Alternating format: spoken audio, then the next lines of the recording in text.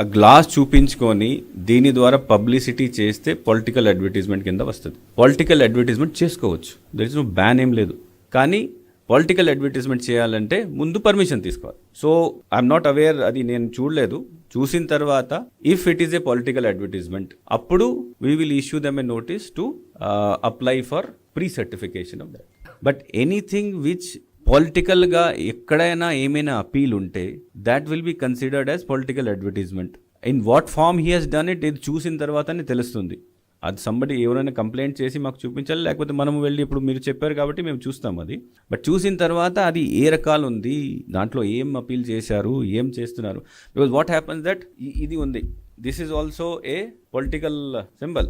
ఇది కూడా ఉండొచ్చు, ఫ్యాన్ కూడా ఉండొచ్చు, సైకిల్ కూడా అన్నీ ఉంటాయి, మనం వాడతాం, రోజు వాడతాం. But that does not mean publicity కదా. సో కేస్ టు కేస్ చూస్తాం.